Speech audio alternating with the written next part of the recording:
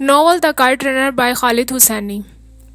Chapter number 7. The next morning, as he brewed black tea for breakfast, Hassan told me that he had a dream. We were at Gharga Lake, you, me, father, Agha Sahib, Rahim Khan, and thousands of other people.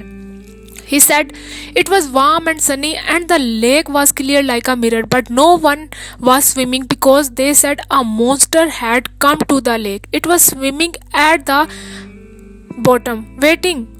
He poured me a cup and added sugar, blew on it a few times, but it before me, so everyone is scared to get in the water. And suddenly you kick off your shoes, Amiraga, and take off your shirt. There's no monster, you say. I will show you all. And before anyone can stop you, you dive in the water, start swimming away. I follow you in, and we are both swimming. But you can't swim. Son laughed. It's a dream, Amiraga. You can do anything anyway. Everyone is screaming, get out, but we just swim in the cold water. We make it way out to the middle of the lake and we stop swimming. We turn toward the shore and wave the people. They look small like ants, but we can hear them clapping. They see now. There is no monster, just water. They changed the name of the lake after that and call it the Lake of Amir and Hassan Sultans of Kabul. And we get the charge people money for swimming in it. So what that does it mean? I said. He coated my naan with marmalade, placed it on a plate. I don't know. I was hoping you could tell me. Well, it's a dumb dream. Nothing happens in it. Father says dream always means something. I sipped some tea. Why don't you ask him then? He's so smart, I said more curtly than I had intended. I had not slept all night. My neck and back were like coiled springs, and my eyes stung. Still, I had been mean to Hassan. I almost apologized, then didn't. Hassan understood. I was just nervous. Hassan always understood about me. Upstairs, I could hear the water running in Baba's bathroom. The streets glistened with fresh snow and the sky was blameless blue.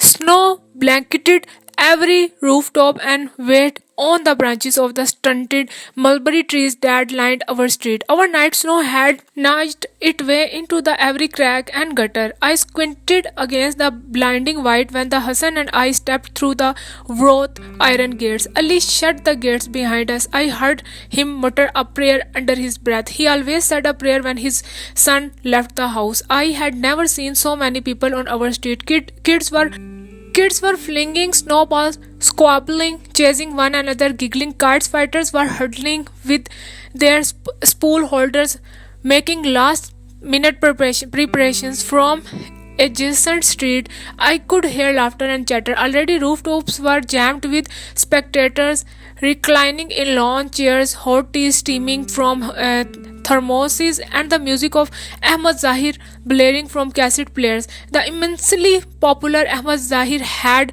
revolutionized Afghan music and outraged the purists by adding electric guitar, drums, and horns to the traditional tabla and harmonium on stage or at parties. He shirked tear and nearly morose stance of older singers and actually smiled when he sang, sometimes even at women. I turned my gaze to our rooftop, found Baba and Rahim Khan sitting on a bench, both dressed in a wool sweaters, sipping tea. Baba waved. I could not tell if he was waving at me or Hassan. We should get started, Hassan said. He wore black rubber snow boots and a bright green chapan over a thick sweater and faded corduroy pants. Sunlight washed over his face, and in it I saw how well the pink scar above his lip had healed. Suddenly, I wanted to withdraw back it all in, go back home. What was I thinking? Why was I putting myself through this when I already knew the outcome? Baba was on the roof watching me. I felt his glare on me like that heat of a blistering sun. This would be failure on a grand scale even for me. I am not sure I want to fly a kite today, I said. It's a beautiful day, Hassan said. I shifted on my feet, tried to peel my gaze away from our rooftop. I don't know, maybe we should go home. Then he stepped toward me and in a low voice said something that scared me a little. Remember, Amir Agha, there's no monster, just a beautiful day. How could I be such an open book to him when half the time I had no idea what was milling around in his head? I was the one who went to school, the one who could read right. I was the smart one. Hassan could not read a first grade textbook, but he had read me plenty. That was a little unsettling, but also sort of comfortable to have someone who always knew what you needed. No monster, I said, feeling a little better to my own surprise. He smiled. No monster. Are you sure? He closed his eyes and nodded. I looked to the kids scampering down the street, flinging snowballs. It is a beautiful day, isn't it? Let's fly, he said. It occurred to me then that maybe Hassan had made up his dream. Was that possible? I decided it was not. Hassan was not that smart. I was not that smart, but made up or not, the silly dream had lifted some of my anxiety. Maybe I should take off my shirt, take a swim in the lake. Why not? Let's do it, I said. Hassan's face brightened. Good, he said. He lifted our kite, red with yellow borders, and just beneath where the central and cross spars met, marked with Safu's unmistakable signature. He licked his finger and held it up, tested the wind, then ran in the direction. On those rare occasions we flew kite in the summer, he had kicked up just to see which way the wind blew it. The spool rolled in my hands until Hassan stopped about 50 feet away. He held the kite high over his head like an Olympic athlete showing his gold medal. I jerked the string twist, our usual signal, and Hassan tossed the kite.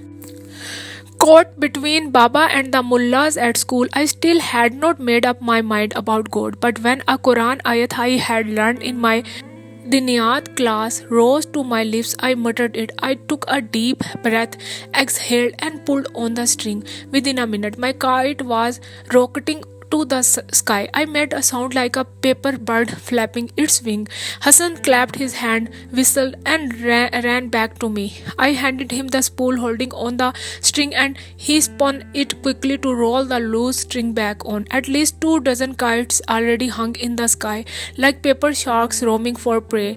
Within an hour, the number doubled, and red, blue, and yellow kites glided and spun in the sky. A cold breeze wafted through my hair. The wind was perfect for the kite flying, blowing just hard enough to give some lift, make the sweeps easier. Next to me, Hassan held the spool, his hands already blood-eyed by the string. Soon the cutting started, and the first of the defeated kites whirled out of control. They fell from the sky like shooting stars, with brilliant, rippling tails showering the neighborhoods below with prizes for the kite runners. I could hear the runners now, hollering as they ran the streets. Someone shouted reports of a fight breaking out 2 streets down. I kept stealing glances at Baba sitting with Rahim Khan on the roof, wondered that he was thinking, was he cheering for me, or did a part of him enjoy watching me fail? That was the thing about kite flying. Your mind drifted with the kite. They were coming down all over the place now, the kites, and I was still flying. I was still flying. My eyes kept wandering over to Baba, bundled up in his wool sweaters. Was he surprised? I had lost it as long as I had. Don't keep your eyes to the sky. You won't last much longer. I snapped my gaze back to the sky. A red kite was closing in on me. I had caught it just in time. I tangled a bit with it, ended up besting him with when he became impatient and tried to cut me from below. Up and down the street, kite runners were returning faintly their captured kite held high. They showed them off to their parents, their friends, but they all knew the best was yet to come. The biggest prize of all was still flying. I sliced a bright yellow kite with a coiled white tail. It caused me another gash on the index finger, and blood trickled down into my palm. I had Hassan hold the string and sucked the blood dry, blotted my finger against my jeans. Within another hour, the number of surviving kites dwindled from maybe 50 to a dozen. I was one of them.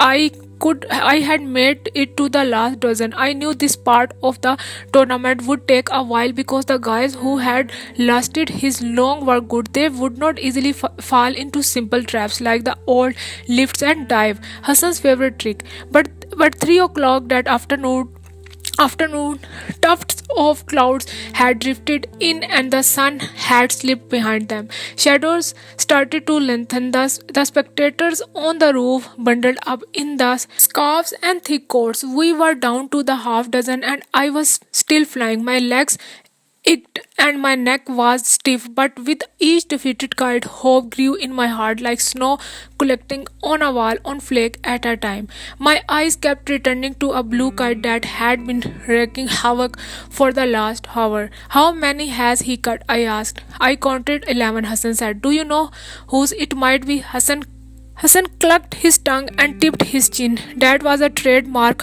Hassan gesture meant to he had no idea. The blue kite sliced a big purple one and swept west in a big loops. 10 minutes later he had cut another, two sending hordes of kite runners racing after them. After another 30 minutes only four kites remained and I was still flying. It seemed I could hardly make a wrong move, as if every gust of wind blew in my favor. I had never felt so in command, so lucky. It felt intoxicating. I did not dare look up to the roof, didn't dare take my eyes off the sky. I had to concentrate, play it smart. Another 15 minutes, and what had seemed like a laughable dream that morning had suddenly become reality. It was just me and the other guy, the blue kite. The tension in the air was taut as a glass string. I was tugging with my bloody hands. People were stomping their feet, clapping, whistling, chanting. Bobberish, cut him, cut him. I wondered if Baba's voice was one of them. Music blasted. The smell of steamed mento and fried pakora drifted from rooftops and open doors. But I heard, all I willed myself to hear was the thudding of blood in my head. Of blood in my head. All I saw I was the blue kite. All I smelled was victory, salvation, redemption. If Baba was wrong and there was God like they said in school, then he would let me win. I did not know that what the other guy was playing for. Maybe just bragging rights, but this was my one chance to become someone who was looked at, not seen, listened to, not heard. If there was a God, he could guide the winds, let them blow for me, so that with a tug of my string I could cut loose my pain, my longing. I had endured too much, come too far, and suddenly, just like that, hope became knowledge. I was going to win. It was just a matter of when. It turned out to be sooner than later. A gust of wind lifted my kite, and I took advantage. Fed the string, pulled up, looped my kite on top of the blue one. I held position. The blue kite knew it was in trouble. It was trying desperately to maneuver out of the jam, but I did not let go. I held position. The crowd sensed the end was at hand. The chorus of cut him grew louder, like Romans chanting for the gladiator to kill, kill. You are almost there, Amir Agha, almost there. Hassan was panting. Then the moment came. I closed my eyes and loosened my grip on the string.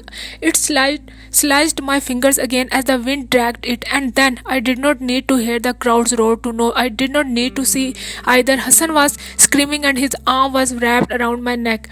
Bravo, bravo, Amir Agha. I opened my eyes, saw the blue kite spinning wildly like a tire come loose from a speeding car. I blinked, tried to say something, nothing came out. Suddenly, I was hovering, looking down on myself from above. Black leather coat, red scarf, faded jeans. A thin boy, a little sallow, and a tad short for his 12 years. He had narrow shoulders and a hint of dark circles around his pale hazel eyes. The breeze rustled his light brown hair. He looked up to me and we smiled at each other. Then I was screaming and everything was color and sound. Everything was alive and good. I was throwing my free arm around Hassan and we were hopping up and down, both of us laughing, both of us weeping. You won, Amir Agha, you won. We won was all I could say. This was not happening. In a moment, I would blink and rouse from this beautiful dream, get out of bed, march down to the kitchen to eat breakfast with no one to talk to but Hassan. Get dressed, wait for Baba, give her back to my old life. Then I saw Baba on our roof. He was standing on the edge, pumping both of his fists, hollering and clapping. And Dad, right there was the single greatest moment of my 12 years of life. Seeing Baba on that roof, proud of me at last. But he was doing something now, motioning with his hands in an urgent way. Then I understood Hassan. We, I know, he said, breaking our embrace. Inshallah, we will celebrate later. Right now, I am going to run that blue kite for you, he said. He dropped the spool and took off running, the hem of his green chapan dragging in the snow behind him.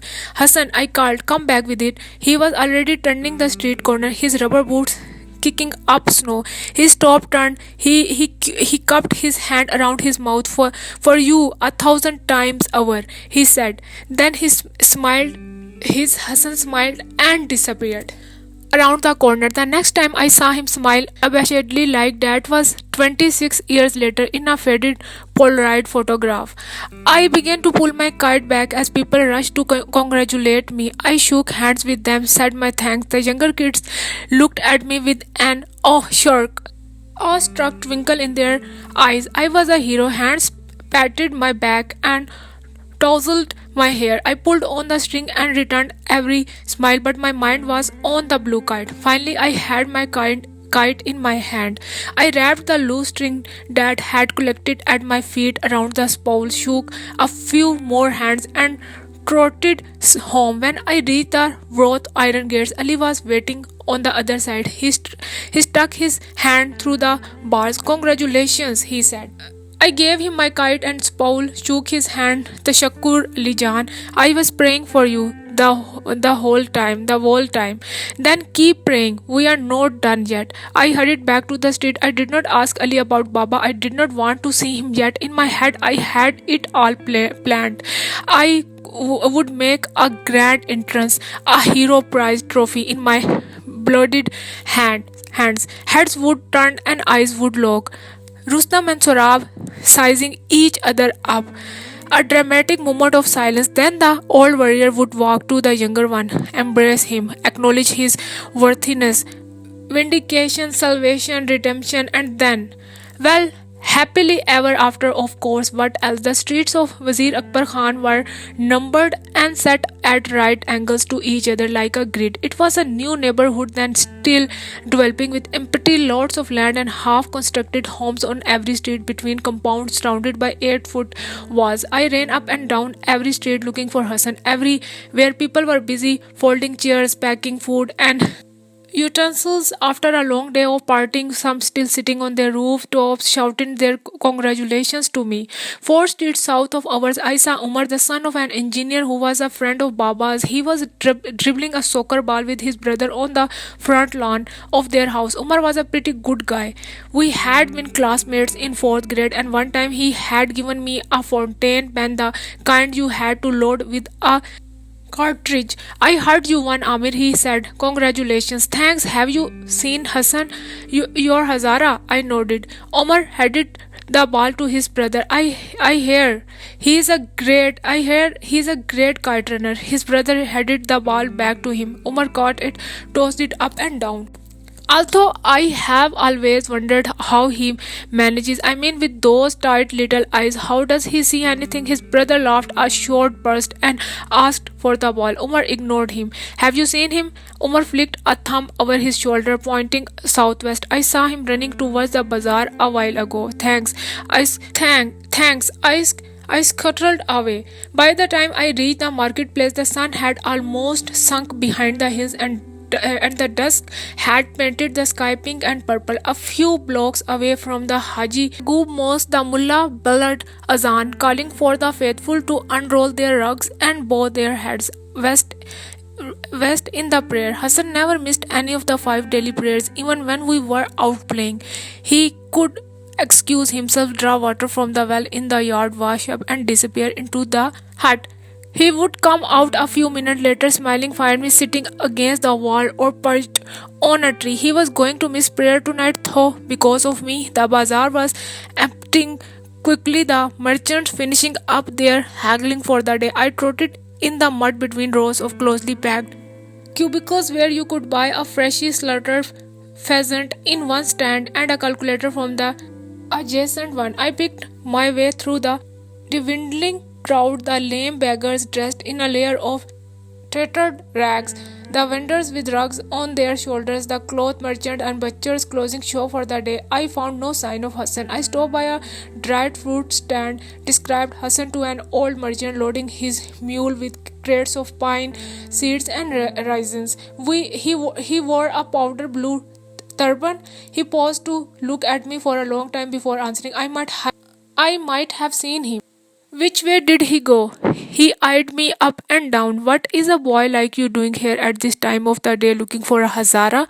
His glance lingered admiringly on my leather coat and my jeans, cowboy pants we used to call them in Afghanistan, owning anything Americans, especially if it was not second hand, was a sign of wealth. I need to find him, Aga. What is he to you? He said. I did not see the point of his question, but I reminded myself that impatience was not going to make him tell me any faster. He is our servant son, I said. The old man raised up pepper grey eyebrow. He is lucky Hazara having such a concerned master. His father should get on his knee, sweep the dust at your feet with his eyelashes. Are you going to tell me or not?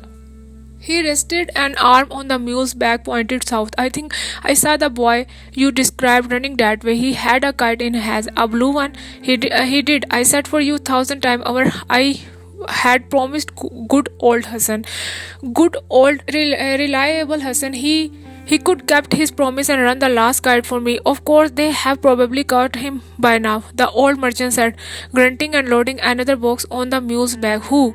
The other guys, he said, the ones chasing him. They were dressed like you. He glanced to the sky and sighed. Now run along, you are making me late for Nimad. But I was already scrambling down the lane. For the next few minutes, I scoured the bazaar in vain. Maybe the old merchant's eye had betrayed him, except he had seen the blue kite. The thought of the getting my hands on that kite. I poked my head behind every lane, every shop, no sign of Hassan. I had begun to worry that darkness would fall before I found Hassan when I heard voices from up ahead. I had reached a secluded muddy road. It ran perpendicular to the end of the main thoroughfare, bisecting the bazaar. I turned onto the rooted track and followed the voices. My boot squished in mud with every step, and my breath puffed out in the white cloud before me. The narrow path ran parallel on one side to a snow-filled ravine through which a stream may have tumbled in the spring. To my other side stood rows of snow-burdened cypress trees peppered among flat-topped clay houses, no more than mud shacks in most cases, separated by the narrow alleys. I heard the voices again, louder this time, coming from one of the alleys. I crept close to the mouth of the alley, held my breath, peeked around the corner. Hassan was standing at the blind end of the alley in a defiant stance, fist curled, legs slightly apart. Behind him, sitting on a pile of scrap and rubble, was the blue kite, my key to Baba's heart. Blocking Hassan's way out of the alley were three boys, the same three from that day on the hill, the day after Daud Khan's coup. When Hassan had saved us with his slingshot, Wali was standing on one side, Kamal on the other, and in the middle, Asif. I felt my body clench up and something cold rippled up my spine. Asif seemed relaxed, confident. He was twiddling his brass knuckles. The other two guys shifted nervously on their feet, looking from Asif to Hassan like they had cornered some kind of wild animal that only Asif could tame. Where is your slingshot, Hazara? Asif said, turning the brass knuckles in his hand. What was it you said? They will have to call you one-eyed Asif. That's right, one-eyed Asif. That was clever, really clever. Then again, it's easy to be clever when you are holding a loaded weapon. I realized I still had not breath out. I exhaled slowly, quietly. I felt paralyzed. I watched them close in on the boys. I had grown up with the boy whose hair-lipped face had been my first memory, but today is your lucky day, Hazara. Asif said. He had his back to me, but I would have bet he was grinning. I am in a mood to forgive. What do you say to the boys? That's generous, Kamal blurted, especially after the rude manners he showed us last time. He was trying to sound like Asif, except there was a tremor in his voice. Then I understood he was not afraid of Hassan. Not really. He was afraid because he had no idea what Asif had in mind.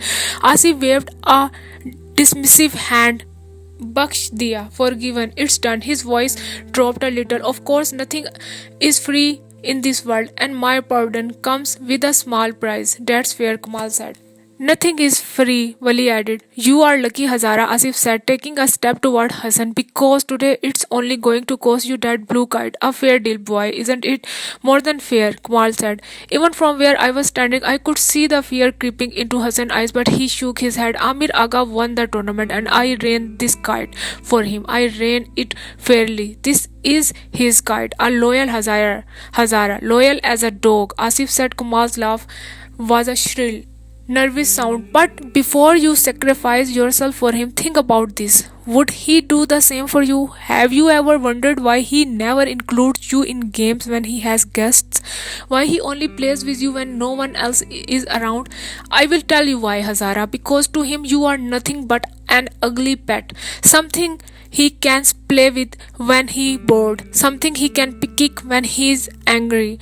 Don't ever fool yourself and think you are something more. Amir Agha and I are friends. Hassan said. He looked flushed.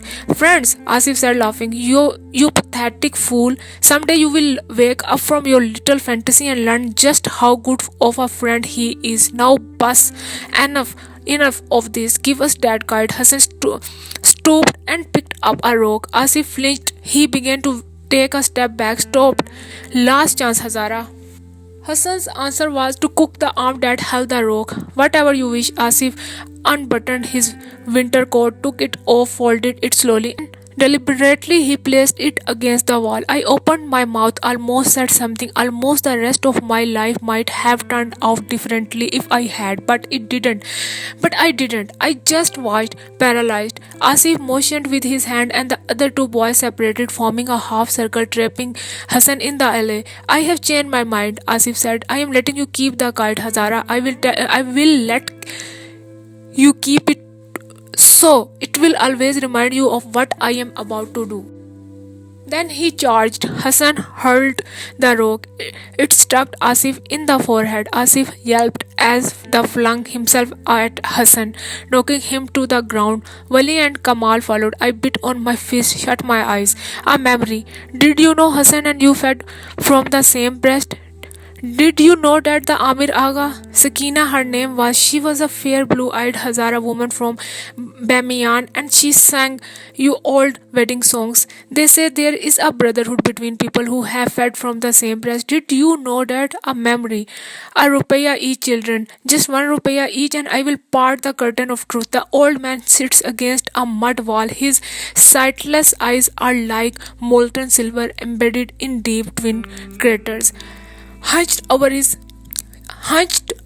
cane, the fortune teller runs a gnarled hand across the surface of his deflated cheeks, cups it before us. Not much to ask for, the truth is, it's 1 rupeya each. Hassan drops a coin in the leathery palm. I drop mine too. In the name of Allah, most beneficent, most merciful, the old fortune teller whispers. He takes Hassan's hand first, strokes the palm with one horn like fingernail, round and round. The finger then floats to Hassan's face and makes a dry, scratchy sound as it slowly traces the curve of his cheeks, the outline of his ears. The closed off pads of his finger brush against Hassan's eyes. The hand stops there, lingers. A shadow passes across the old man's face. Hassan and I exchange a glance. The old man takes Hassan's hand and puts the rupeya back in Hassan's palm. He turns to me. How about you, young friend? He says. On the other side of the wall, a rooster crows. The old man reaches for my hand and I withdraw it. A dream. I am lost in a snowstorm. The wind shrieks, blows stinging sheets of snow into my eyes. I stagger through layers of shifting white. I call for help, but the wind drowns my cries. I fall and lie panting on the snow, lost in the white, the wind wailing in my ears. I watch the snow erase my fresh footprint. I am a ghost now. I think a ghost with no footprints. I cry out again, hope fading like my footprints, but this time a a muffled reply. I shield my eyes and manage to sit up. Out of the swaying curtains of snow, I catch a glimpse of movement, a flurry of color, a familiar shape materializes. A hand reaches out for me. I see deep parallel gashes across the palm, blood dripping, staining the snow. I take the hand and suddenly the snow is gone. We are standing in a field of apple green grass with soft wisp of clouds drifting above. I look up and see the clear sky is filled with kites, green, yellow, and orange. The shimmer in the afternoon light. A havoc of scrap and rubble littered the alley. Worn bicycle tires, bottles with peeled labels, ripped up magazines, yellowed newspaper, all scattered amid a pile of bricks and a slabs of cement. A rusted cast iron stove with a gaping hole on its side tilt against a wall, but there were two things and amid the garbage that I could not stop looking at. One was the blue kite resting against the wall close to the cast iron stove. The other was Hassan's brown corduroy pants thrown on a heap of eroded bricks. I don't know, Wali was saying. My father says it's sinful. He sounded unsure, excited, scared all at the same time. Hassan lay with his chest pinned to the ground. Kamal and Wali each gripped an arm, twisted and bent at the elbow so that Hassan's hands were pressed to his back. Asif was standing over them, the heel of his snow boots crushing the back of Hassan's neck. Your father won't find out, Asif said, and there's nothing sinful about teaching a lesson to a disrespectful donkey. I don't know, Wali muttered. Suit yourself, Asif said. He turned to Kamal. What about you? Well, it's just a Hazara, Asif said, but Kamal kept looking away. Fine, Asif snapped.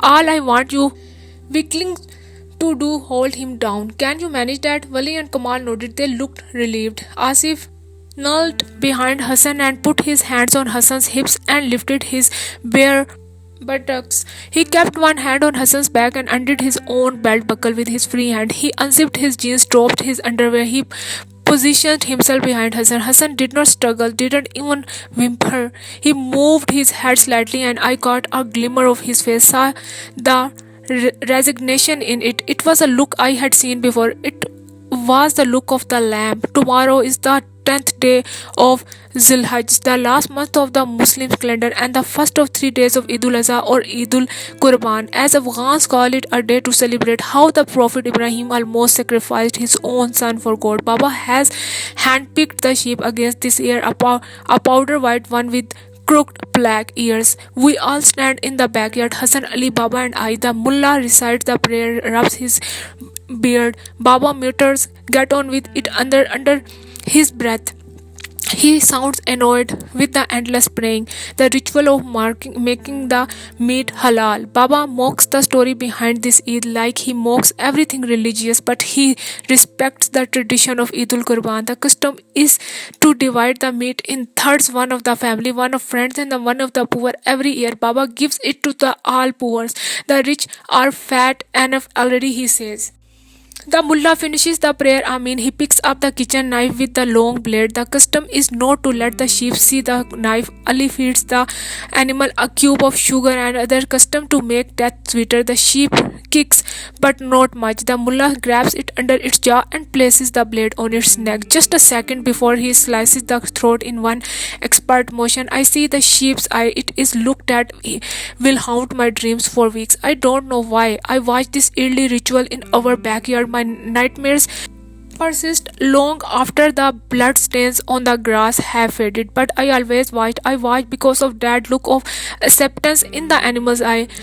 Absurdly, I imagine the animal understands. I imagine the animal sees that its imminent demise is for a higher purpose. This is the look. I stopped watching, turned away from the alley. Something warm was running down my wrist. I blinked, saw I was still biting down on my fist hard enough to drop blood from the knuckles. I realized something else. I was weeping from just around the corner. I could hear Asif's quick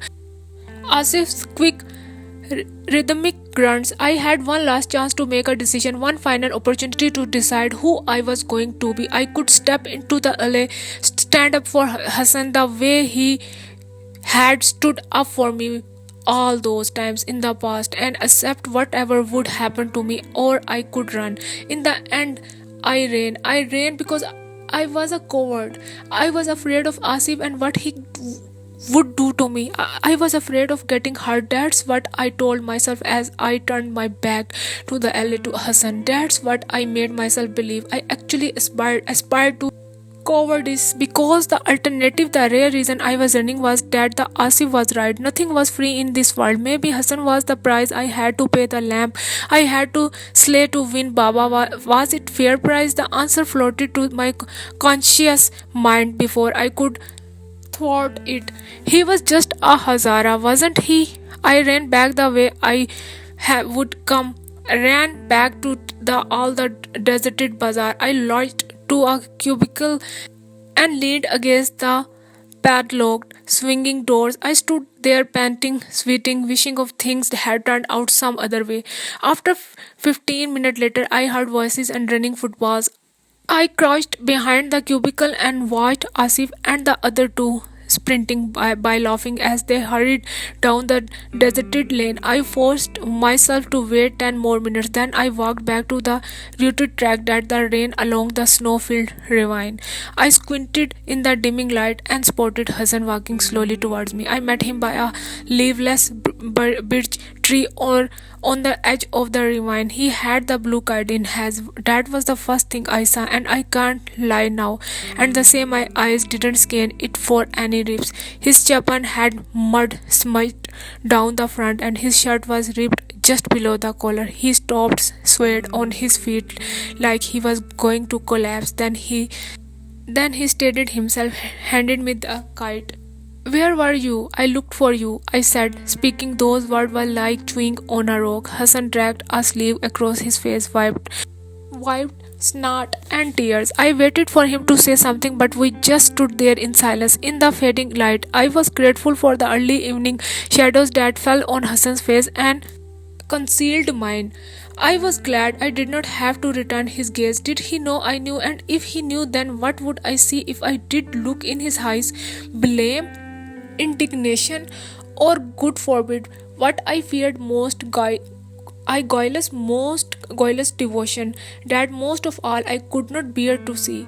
He began to say something and his voice cracked. He closed his mouth, opened it and closed it again, took a step back, wiped his face, and that was as close as Hassan and I ever came to discussing what had happened in the alley. I thought he might burst into tears, but to my relief he didn't, and I pretended I had not heard the crack in his voice, just like I pretended I had not seen the dark stain in the seat of his pant, or those tiny drops that fell from between his legs and stained the snow black.